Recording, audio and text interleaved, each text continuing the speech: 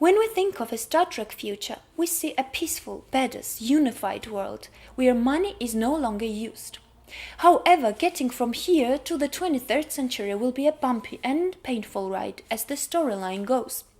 It stems from the fictional vision of future conceived by creative minds in Hollywood, who have inspired generations of young minds to pursue their careers in science. Inspired by this hopeful message of future, they invented and continue to invent those technological marvels we now take for granted. So who inspires those like Star Trek TV series and Battlestar Galactica animator Doug Drexler?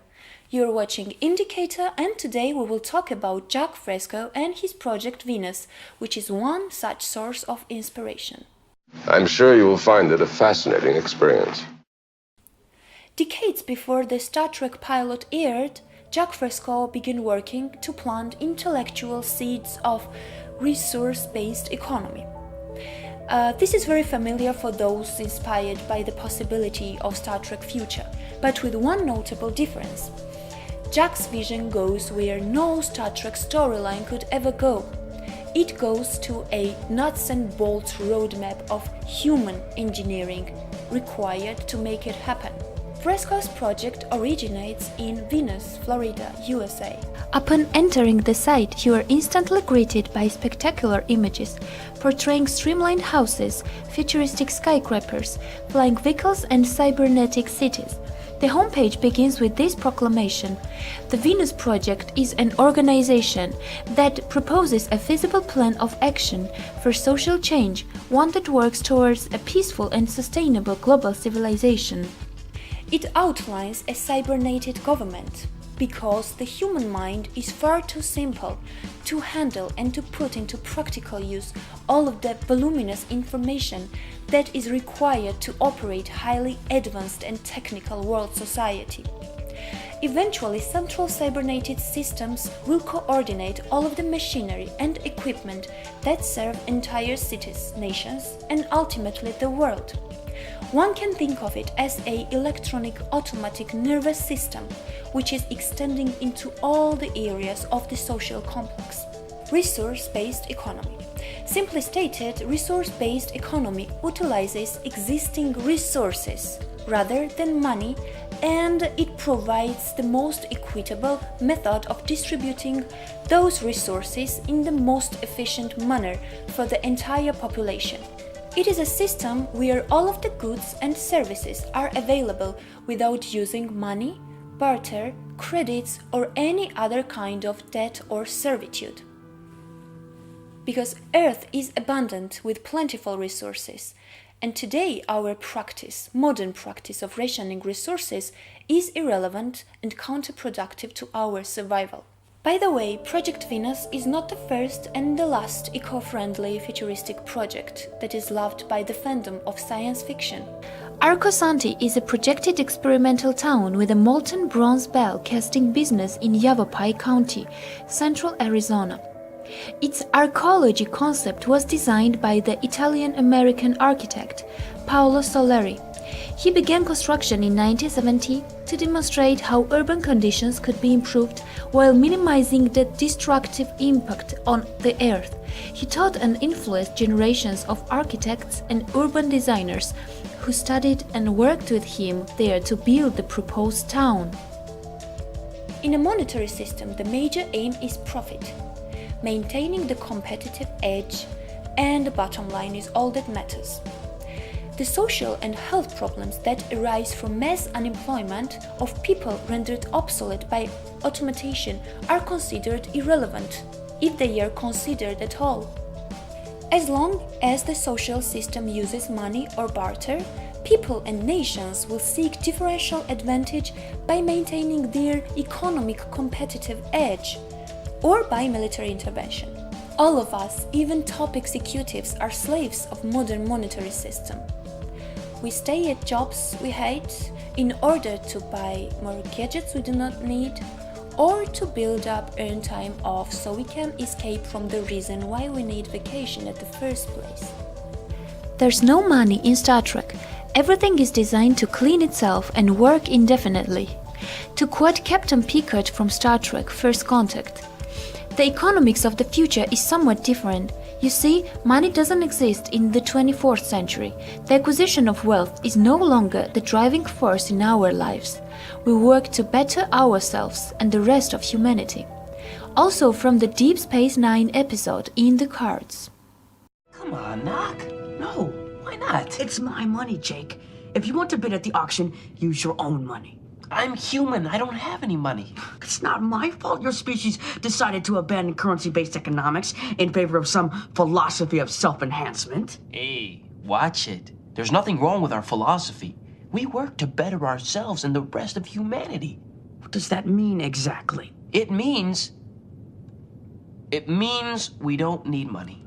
After Earth made contact with alien life, society shifted from a monetary-based economy to a resource-based economy. At the time, it was easy to do because the world had been stricken by several massive wars over the last 70 years that devastated the world's economy and populations. The change in economics came with the advent of replicators, but it actually preceded the replicator by 300 years, give or take. It's difficult for us people who have lived our entire lives thinking that money was a requirement of society to think about doing away with it. We think about who will be garbage men and street sweepers if there's no pay. As to the scut work that is handled by automated systems of robots. We're already equipped to provide for every person on the planet. The scarcity we face is in nearly every case artificial and used to playing with pricing and profit margins. Deep Space Nine is a good case study for humanity's future economy. One example is Sisko's Creole Kitchen, the restaurant run by Joseph Sisko. The place is always busy, yet no one pays for anything. Joe runs the place because he loves it, not because of the money it would make him. Jake becomes a writer for the love of writing. Artists work for the sake of their craft. People in Starfleet enter for the opportunities that it presents. Another point. Land is only scarce if you can't leave the planet. Millions of humans have migrated to the stars. Cityscapes are far more massive than they are now, and without the need to commute land that is currently uninhabited, could very well have been reclaimed and made into massive housing centers. In my view, Spock is a critical part of the adventure and the closest to the Fresco's understanding of the future world citizen. Because Vulcans worship logic, non-violence and rationality. Even though he's half-human, he suppresses his emotions. It's no surprise that he is the science officer, since science is founded on rationality. Mr. Spock, then, can be trusted to give reasoned scientific analysis in any situation, uninfluenced by emotion or spirit. Project Venus makes us capable to travel between the planets and the stars. Since the characters wouldn't even be in space without science, Spock may be the most important character for the success of the adventure.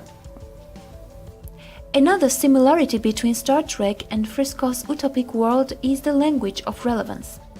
The Vulcan mind meld or mind probe from Star Trek was a telepathic link between two individuals.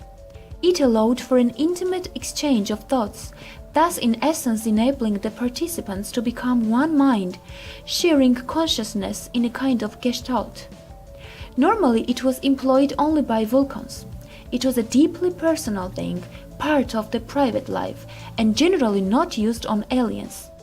However, cases were known where the mind meld was initiated between a Vulcan and a non-Vulcan. According to Jacque Fresco, our language has an amazing richness and flexibility and easily accommodates change, but in the absence of mathematical precision, clear communication is a challenge.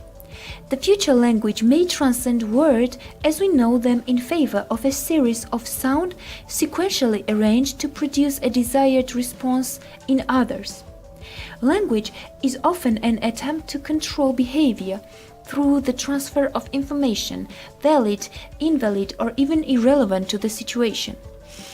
In the future, people using computers could create a language that will provide closer understanding and a simpler structure, with less dependence on speech. For example, a series of signals combining acoustical, optical, olfactory and telephatic electronic pattern will tell a story in seconds rather than in many sentences or pages. The monetary system places tremendous unnecessary strains on available resources and denies the benefits of mass productions to countless millions of people. In a monetary-based society, profit depends on maintaining the artificial scarcity of goods and services and/or conscious withdrawal of efficiency. Rather than designing automobiles and cell phones to last for many years, the manufacturers waste tremendous amount of money, energy, and resources retooling for early changes to compete for market share with the other manufacturers which produce the machines that serve exactly the same function. A recent military survey of commercial catalogs identified more than 300 types of wrenches. While the wrench is really a very useful tool, what's the use of producing over 300 types of minimally varying models of wrenches? The same happens in media. The viewer sees dozens of different microphones, each of them representing a competing media group, while one or two of them would be quiet enough to report the event throughout the world. Consider also the fashion industry, where clothing is constantly changed in order to induce people to purchase newest, latest fads. A money system has existed for centuries, and whether we realize it or not, it had always been controlled the behavior of those with limited. A monetary and barter system can function only when the resources are scarce, and on this blessed earth the resources are not scarce. So, it was all for today. Thank you so much for watching my video. All of these things might have sounded a bit utopic, but still, Star Trek TV show has inspired brilliant minds like Stephen Hawking, so I think it was worth watching. If you liked my video, please like it, share it, feel free to subscribe, and live long and prosper.